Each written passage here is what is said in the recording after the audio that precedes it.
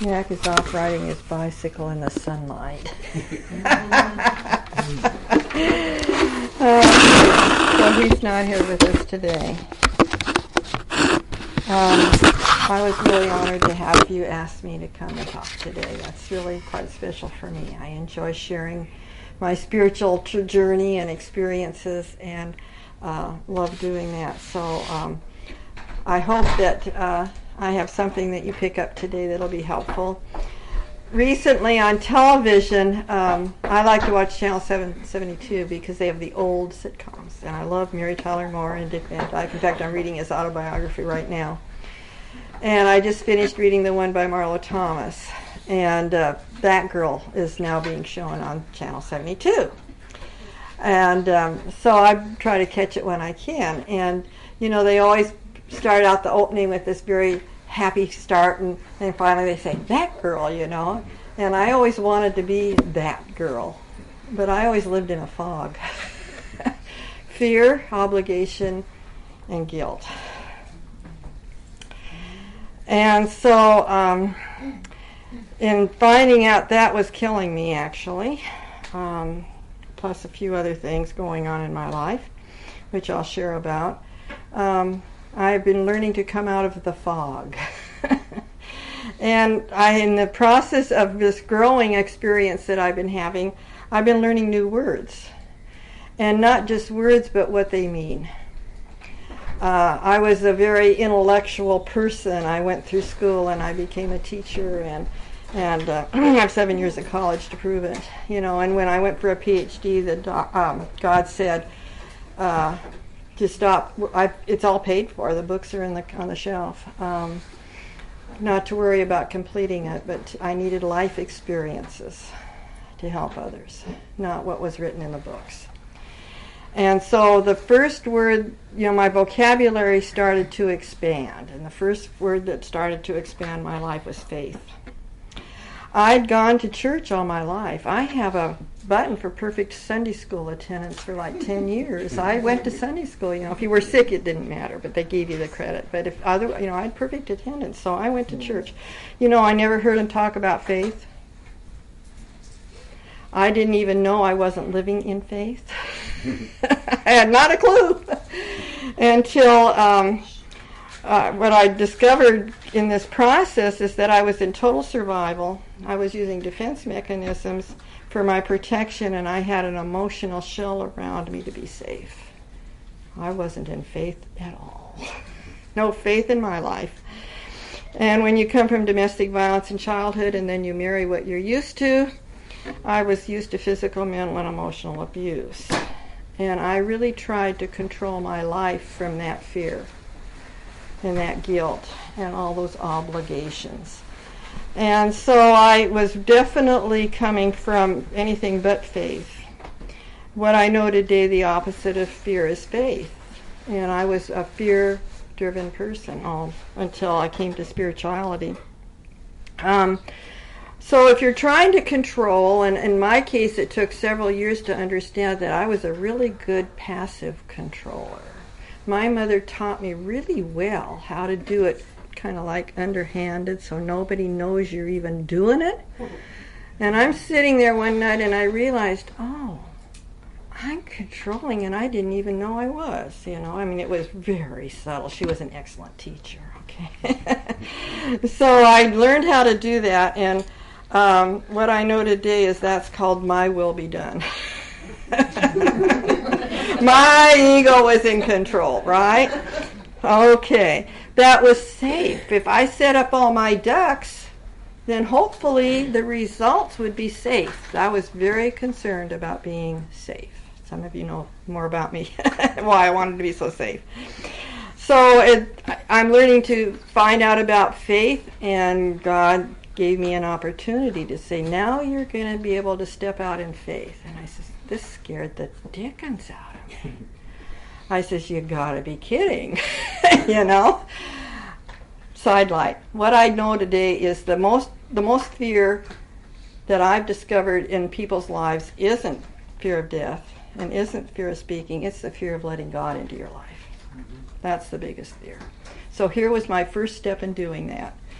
And so I said, okay, God, this situation occurred, and then I had to do my part, and then he was going to be responsible for the results, but I was just going to give him 10% to see what happened, okay?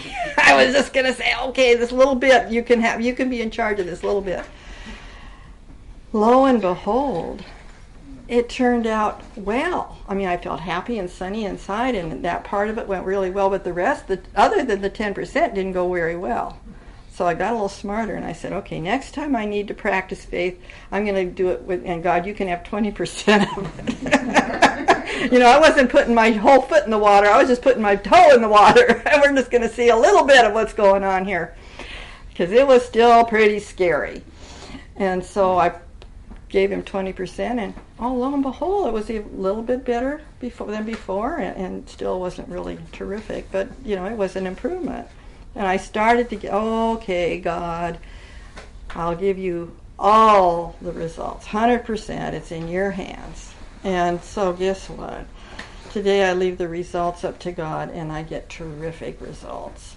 It's much better than I could have planned or set up if I tried. It works out much, much better. And when I do get in there, not like I used to, but I still can have that problem, but, it's like, I don't want the results from my ego anymore. That's painful. That's terrible to have to endure. Who would want to put up with that? So the softer, easier way is to walk in faith. Can you imagine? So today and every morning I pray to God to guide my thoughts, words, and actions. Thy will be done. It works much better, I found. So another word came into my understanding that I needed to work on, which was trust. Now, when you can't trust your parents, and you've gone to church all your life and felt powerless, this trust issue was kind of a difficult one for me. Who do you trust? In fact, there was a TV show years ago with Johnny Carson, Who Do You Trust? And sometimes life can be a real big disaster to prove to you who you can trust. And one day or evening, actually, I was to go to a meeting, and I knew that my husband was very angry and had business problems, wanted to talk about them, and didn't want me to go off that night. Inside, I knew I had to go. So I did. And, of course, I came home to being chased around the house and eventually ended up in a broken tailbone. And so this occurred another time several months later. He came home and we got to talk about this today. He was enraged. And I said, I need to go to this meeting tonight. And no, you're not going anywhere. You don't care about the business and all this stuff he gave me. And I was really scared to go because I knew what happened last time when I went without his approval. But I knew I needed to be there, and it turned out I did. God wanted me there for a reason. And I drove in the driveway, and I didn't even want to get out of the car to go in the house. But I had no other place to go. So finally I decided, well, I might as well go in and see what's, So as soon as I opened the door, I was being chased around the house. Make a long story short, he got me cornered in a bedroom. It's the room I used for therapy now. Well, it was smaller in those days. And he got me cornered, and he jumped over a king-size bed to strangle me one time. So this little twin of my son's bedroom was not going to protect me. I knew immediately I'd been had. I went into this shock space, and all of a sudden, time stood still. He had come through the door, and angels had held him like he was a statue in the center of the room, and I'm in the corner. And he stood there enraged, couldn't move. And you could see the muscles of his rage literally flexing. He didn't have a shirt on. And he stood there and couldn't get any closer. And this silent voice said, the funny part of this whole story is it wasn't Easter. But the voice said, what was the sermon last Sunday at church? And the only thing that came into my mind was that at Easter time, the minister talked about the different words of Jesus on the cross. And that's all I could think of was Jesus talking on the cross. And then what popped into my mind was, God, forgive him, for he knows not what he does. And he's still standing there, and I'm still in shock. And I said, now what do I do? And nothing happened. And so I said, well, maybe I better say that again. So I said, God, forgive him, for he knows not what he does. And I said, God bless him. And the voice said, now you can leave the room. I said, you've got to be kidding. At that time, it was a little tiny bedroom, and I was going to have to walk right by him, and that was not safe. I thought I'd be mincemeat. So I wasn't very eager about that one. I said, no, I don't want to do that, and the angels escorted me by him. I literally did touch him, and I thought I'd had it. I walked out the door and turned around in the hallway, and as he followed me out, the look on his face was something else. And I wish I'd had a camera. And he went down the hall and went and watched television the rest of the night and left me alone. It took 2 years to even talk about that story. I was so scared. So what I did find out, I read a book called Sermon on the Mount, and I'd read it before and I read it again, and I figured it out, that when you send love, you stop the game. So what had been happening was I had been sending out attack statements trying to protect myself from earlier, and he was retaliating with his aggressive behavior, which everybody sees, but I see I'm doing it under the sheets. So he's retaliating, and it's like a poker game where you raise the ante. Then you send back your protection, and then they attack back, and the game goes on until, it's called domestic violence. So I started praying for him. He started leaving the house and moving out for periods of time. What I found out is a psychopath can't handle love. They can't take it in.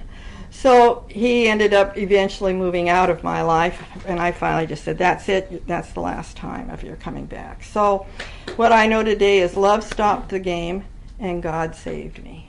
God's love literally taught me the lesson to trust God. So today, I do trust God. I know all things work out and for God and for good. There isn't, when I pray every morning, I say there isn't anything that God, you, and I can't handle. Because I couldn't have handled that situation. I wouldn't be standing here today if I'd tried that.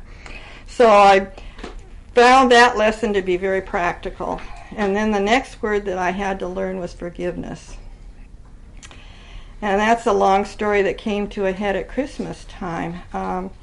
I was such a lonely child. My parents were fighting every night, and I'm in the bedroom shut off from it, and they're involved with all their stuff. And I was pretty much raised myself. I felt like an orphan. I was pretty lonely. So I prayed for a sister. Be careful what you pray for. I prayed for a sister. And when my mother remarried, eventually a sister came along. And I was really happy, I was the one that was changing diapers. Mom was too sick to take care of her, so I'm changing the diapers, I'm cleaning the house, I'm cooking the food, and I'm doing all that stuff. And I thought, when she gets old, she was 14 years behind me, younger than I am. When she grows up, I'm going to have a sister, right? So in the process of when she was still very, very little, her grandmother from her father told me, well, I'll never treat you like a granddaughter because you're not of my blood. And I literally was treated like a Cinderella. And she got all the goodies and I didn't.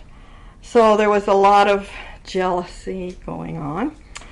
And I found out she was jealous of me because I finished college, and that's other story. So she had her side of it and so forth. And she was so much younger than me that by the time she was old enough to actually be someone you could communicate with, I was off in college and then got married, and so we never did live in the same house and have a relationship as such. So it was just like at holidays kind of a thing, and you don't really get visiting in that's pretty, everybody's having their Christmas joy or whatever. So there was no real getting together for a relationship. So we just really didn't click together very well for various reasons. And the last time I saw her is she had just stolen my inheritance and said, "I never want to see you again." So I learned about forgiveness. First of all, I was going to sue her, and because the lawyer said she had done it illegally. And Mac was in my life by then and encouraged me not to do that. And I didn't really want to put the energy into it at the time and all the emotional hassle about the whole problem. I just didn't think it was probably worth it, trying to go through all that. So I came upon forgiveness. And that, what I discovered is, you can forgive somebody, but there's a better kind of forgiveness that I've learned today that works even better. It's not that, when I was a teacher, you love the child and not the behavior. But to go beyond that in spirituality, you can learn to say, that person taught me these lessons, and they agreed to play this part, and I asked them to play that part to teach me what I needed to learn. And so there's nothing to forgive because I need to thank them because they played the part that I needed to heal my soul. So forgiveness is really kind of a mute thing. I can forgive myself for setting myself up with that lesson. But I don't have to, she did her part very well, okay? We were estranged for a long time. So because of where I am in my spiritual growth, I felt like it was time to try to bring things together. And so in November, I sent her a card, and I said, can we have a clean slate and just move on? Now, I had no idea what would happen. I didn't really expect a return because she'd done other things to make sure I didn't reach her and didn't know where she was living for years. So I got a response back, and she agreed. It was like very nice attitude in the note, and I couldn't believe it. So I sent her a Thanksgiving card, and she sent her response to that. And then I had a dream that said, I saw her across the table from me at Christmas. So I said, okay, God, I'm supposed to ask her to Christmas dinner. So I did, and she came. And we had a lovely meal. That is the first Christmas in my life that the whole table, we had people around the whole table where it was loving, calm, in harmony. Everybody was congenial. There wasn't any animosity or anger or anxiety or that kind of stuff going on. It was even my friend that was there said, oh, it was so relaxing. I really enjoyed it. The conversation was really great. So other people had a good time too. So and my sis wants to get together again and so forth. Couldn't believe it. She said, let's go to lunch, or you got to meet my kitty, and da-da-da-da. And her attitude is just different. It's not the same attitude that she was raised with. So forgiveness really can heal. I know today is you reap what you sow. And so obviously forgiveness sowed a happier conclusion to that story. And of course in Miracles they say that when a hatred has been turned into love, that is a holy spot. And that's how it felt Christmas Eve, or Christmas night. It felt wonderful. So the last word I had to learn was compassion.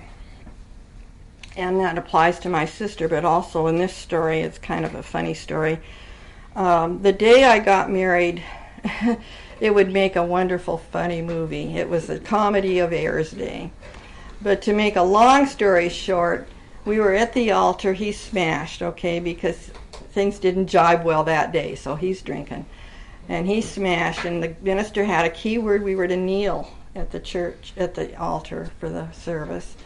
And he's wherever. he didn't kneel on the key word. So I pulled his arm when the minister gave it again. We're supposed to, kneel down, and so he did. And as, if you're standing, your shoes are flat on the ground, but as he kneeled, his shoe came up, and I saw a hole in his soul. God has a sense of humor. This was our wedding day. Okay, and so things in my marriage went from bad to worse, needless to say. And today I understand he was acting out the pain of his childhood for me to learn the rest of the things I needed to learn to heal my soul. And so I have learned and forgiven him, and I did make amends where it was my perpetuating the situation. It took 18 years to figure out that, emotionally, not just intellectually, how that worked. But I was a good victim for many, many years, and I took it all on, like, poor me, poor me. If you weren't married to him, you'd be okay too, And what I know today, we were just two little kids trying to make it, and we were two peas in a pod, and for every problem I needed to resolve, he was the perfect match for me. He reflected like a mirror everything I needed to learn to heal. In fact, after I got into having forgiven him and made my amends, I was able, because of that, to go and be around him. Now, here's a man that tried to kill me, right? I was able to be around him when our grandsons graduated from high school. I have twin grandsons, or we have twin grandsons. My daughter is in a program, so she knows how to do things pretty interestingly. She calls me up and she says, Mother, I've asked you and Dad to the ceremony for graduation, and how you handle it's up to you. And I immediately freaked. I wanted to support my grandsons. What do I do? Do I really want to be around this person? I never could, even during the divorce, I couldn't keep my power. And I was still that little 3-year-old, literal 3-year-old inside. So, through lots of meditation and work, I was able to own the strength and spiritual growth I'd made and go over there and be there around him for 48 hours and not give away my power once. I was so proud all the way home. There's not really good music on the radio from Boise to home here. So I'm just singing my heart out. I'm just having a great time. I just never felt so great. And shortly after that, he's still living in California, he came to me in spirit. And he said, do you know how much I loved you to play that part? How difficult that was for me. And I went into compassion.